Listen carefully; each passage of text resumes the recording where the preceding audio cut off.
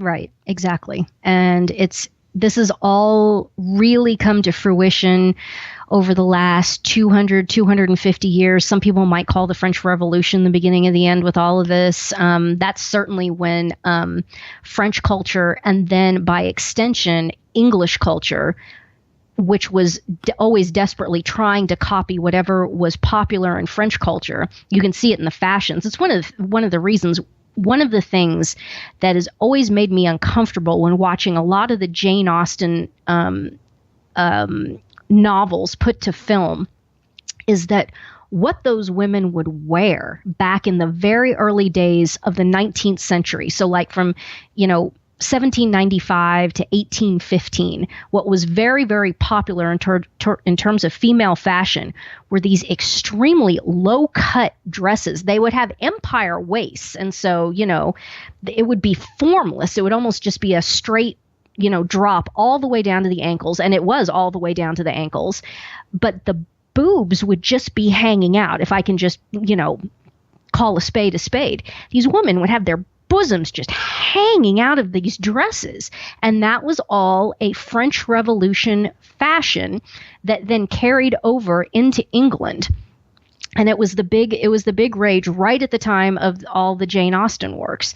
And I always hated watching that because it was so strange that there was all of these, social dynamics between men and women, and what Austen was all about was commentating on all of these, traditions and the woman has to have this and the man has to do that and blah, da, da, da, da, da, da. And there's all this modesty and all of this, essentially kind of in a sense game playing, and all of this modesty.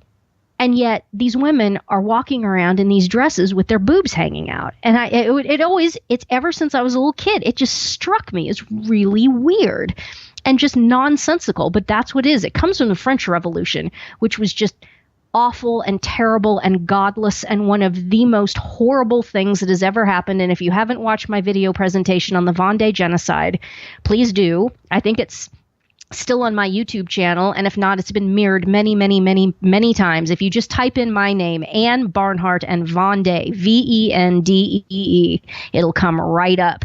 And it talks about the French Revolution and which was Freemasonic and just thoroughly, thoroughly evil and satanic, and how the fall of Western Europe, a lot of it can be traced right back to the French Revolution.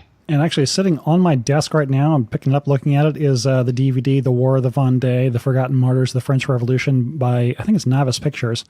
Have you seen that one?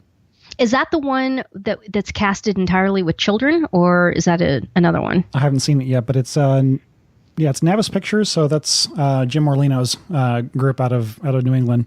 So I'm pretty sure this is the one you're thinking of, but I guess we'll have to get back with a movie review on that one later. Absolutely. So yes, working our way through the the 5-minute opening of the podcast. For all y'all who want long podcasts, congratulations, you got a good one here.